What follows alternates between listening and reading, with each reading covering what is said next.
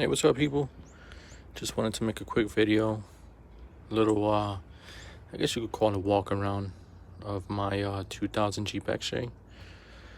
Haven't done much, but again, just wanted to go over what I've done so far and my goals for it, for the future. Sorry for the wind noise. Just recording on my iPhone here, and it's a little breezy this afternoon. But again, hopefully everybody's having a good morning, good afternoon, despite this whole pandemic situation. Hopefully everybody's staying healthy, staying home, avoiding large crowds and whatnot. But yeah, let's get right to it, I guess. Starting at the wheels, just stock tires. I think these are Cooper tires, if I'm not mistaken. I think they might be 29 inches, if that. Again, stock, nothing to see here. I do, however, have the 2004 Jeep Liberty rims that I took from my wife's Jeep Liberty.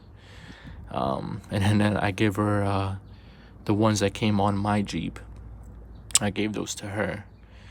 She was okay with it, so thank you, babe. But I'm planning on obviously changing everything out though in the future. Over to the steering components, I have the Quadratec Hydro 7.0 steering stabilizer, which I honestly haven't noticed any improvements. With this whole Y-link suspension in the front, steering components, they're horrible.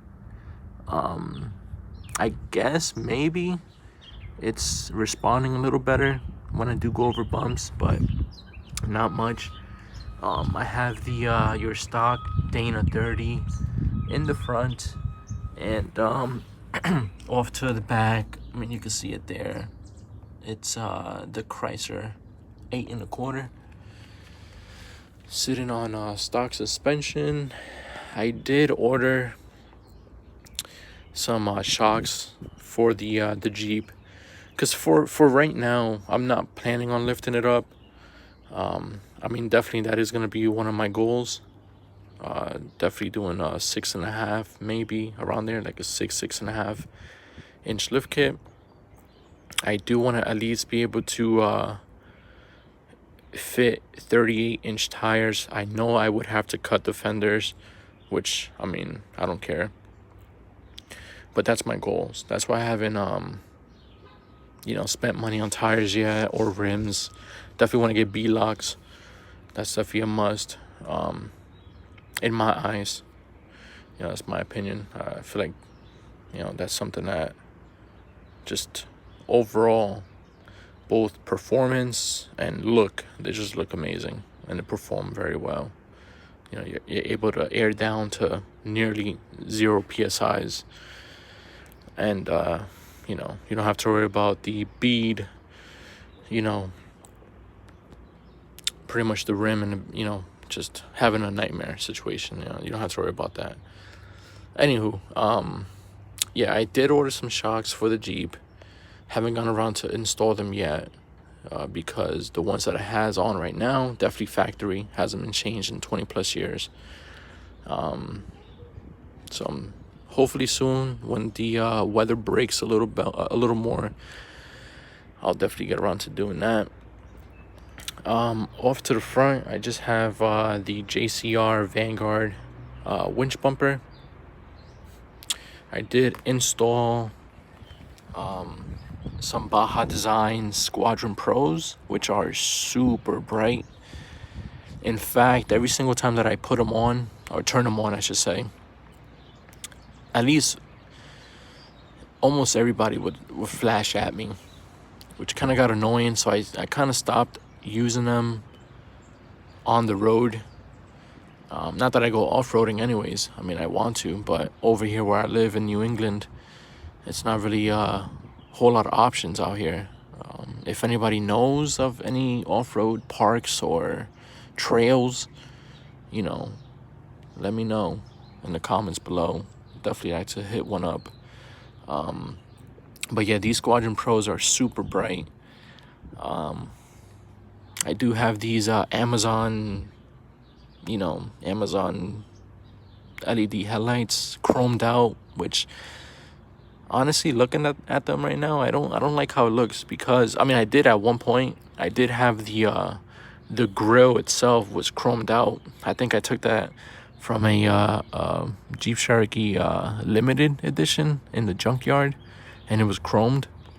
But then I ended up painting it matte black to match the bumper. So I think I might just swap these LED headlights out for some blacked out headlights to go with the look, you know. Paint wise, it is a I think this is a forest green, if I'm not mistaken. I want to obviously paint over it anyways. I might do a Raptor liner. I might do either a military green or something like that. Maybe, yeah, military green color, or I might black it out. Who knows? But that's definitely part of the goals that I want to do on the Jeep. On the hood, as you can see, is a different color hood. It's like a bluish. Got that from like same year Cherokee in the junkyard. I couldn't find the same color, so I had no choice but to get this one. The original hood that it came with on the Jeep was just a mess.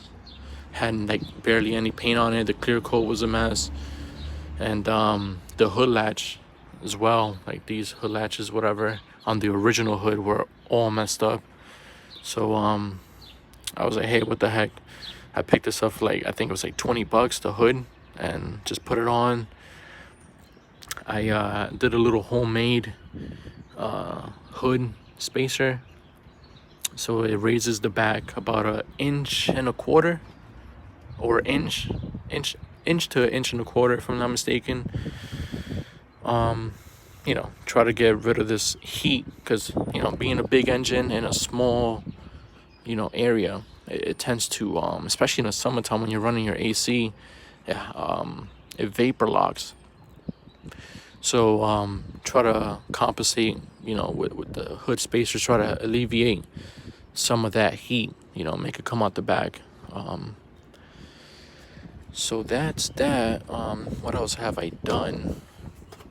Oh yeah, I did case suspension. If you go to casesuspension.com, he sells these battery cables that replaces all the way from the starter to the alternator, the battery cables itself.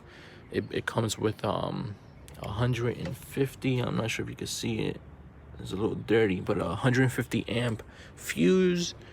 These are like 2-gauge wires, very, very stout. I love these. Haven't had any issues whatsoever. Comes with these military grade battery terminals, which are awesome.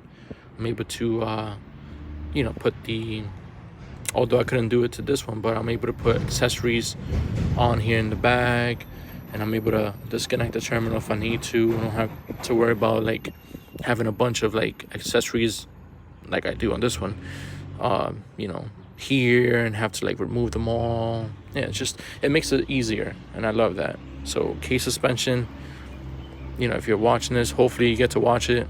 If it gets enough views, definitely a big shout out to you. Also case suspension, Viper coil mod. As you guys know, the newer Jeep XJs have that whole coil pack on the side of the engine, which they tend to fail, and just to avoid that from ever happening while driving, decided to just purchase that from him. So that was an awesome upgrade. The spark plug cables, I think they are from a Dodge Grand Caravan. I'm not sure, I forget what year I had to purchase them, but definitely for Dodge Grand Caravan are the ones that fit the best. Lengthwise is perfect. What else have I done? Oh, I also I got this cheesy little Amazon intake, which I am thinking of upgrading to the Thor Trailhead Off-Road. Thor intake, which mounts over there by the firewall. I have to drill like a 3-inch hole so you could be able to fit the intake and all that good stuff. So I'm thinking of doing that. I did tap into, I'm not sure if you guys could see it here. I had to tap into the electric fan. So I ran a wire to a switch inside the cabin, so I'm able to just turn it on whenever I want to. So that's, I'll show you guys in a bit. Actually, you know what? I think I locked my Jeep. Keys are inside the house, so I won't be able to show you that. But again, I did run a wire, a cable, all the way from here to the inside of the Jeep on a switch. I'm able to turn it on and off as I please, and it still turns on when the engine gets to a certain temperature. It still does it automatically, but I'm able to bypass that. So that's a cool little upgrade that I did. I recently had to change the master cylinder. Almost got in a car accident a few weeks ago. It's it was, I'm pretty sure it was the original master cylinder. Nobody has ever changed it prior to me owning it. So it was time, So I did that recently. That was probably like 2 weeks ago. I did this master cylinder swap. What else? Am I missing anything? Oh yeah, guys, if anybody out there owns, a Jeep XJ, I've been having somewhat of an issue, right? So my the radiator, the reservoir over here, I tend to find myself filling it up every 2 to 3 weeks.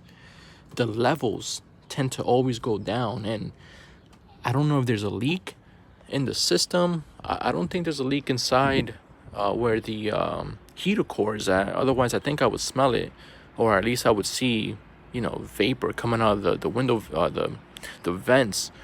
But I tend to find myself filling that up quite frequently. I'm not sure if anybody has had the same issue. I don't see any leaks on the ground.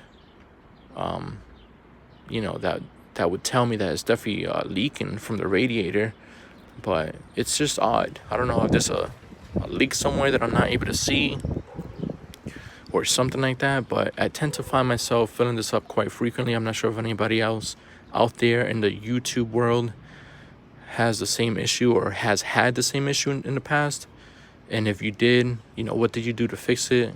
Because it's kind of driving me nuts. I'm thinking of just buying a new radiator, see if that fixes the issue. If not, then I just don't know. But that's one of the issues that I've been having since I purchased the Jeep. Another issue that I've had and have been dealing with, as you can see, I got like this cheapo AutoZone power steering fluid that supposedly stops leaks, which honestly that's a lie, because as you can see in one of those lines, let me see if I can get my phone a little further down there, you can see it's been leaking. So I might just replace the lines and the steering pump all together, or I might just do the lines eventually when I get the chance. But that's something I have to tend to soon. And let me see what else am I thinking of doing to the Jeep. Oh yeah, definitely doing a lift kit. Like I said, I don't know if I already mentioned it, but definitely doing a lift kit, maybe like a 6.5. I want to do a 1-ton swap eventually in the future. Dana 60 in the front, 14 bolt in the back. I want to be able to run 38 inch tires. That's my goal, right? It's definitely my goal. I know I have to cut the fenders, do the fenders in the back, which hopefully soon I'm able to purchase the I really like the Rustysoffroad steel fender flares. Those are awesome. They look awesome. Definitely want to get my hands on those soon. hopefully. But yeah, that's definitely my goal. 6.5 inch lift kit, 38s, 1 ton swap. Get that new intake. Oh, by the way, I also forgot. I did also purchase these from K Suspension, the fuel injectors. I think these are the 10 hole injectors. I know he claims that you get better performance. I believe you get better fuel mileage as well. I have seen my Jeep perform better. Not a whole lot, but it definitely has over the stock injectors. So that's definitely a must grab. These fuel injectors are pretty cool. And let me see. I think that's about it, man. Other than that, like I said, I definitely want to do that lift kit. Definitely need to get a winch. Maybe the Smittybilt winch, the new one that just came out, the Gen 3. I'm eyeing that winch. I mean, I also definitely would prefer getting a Warn, but those are very pricey. I mean, they're definitely well made, but for my budget, I might go with the Smittybilt. Definitely need a rear bumper. I might go with JCR's rear tire carrier. But who knows? I might just go with the regular bumper. And I might throw a roof rack from JCR. Their new JCR Jeep XJ roof racks are pretty cool. It comes with the built-in, I believe it fits a 40-inch LED bar. So I might go with that. It seems pretty cool, well made. And yeah, I mean, that's pretty much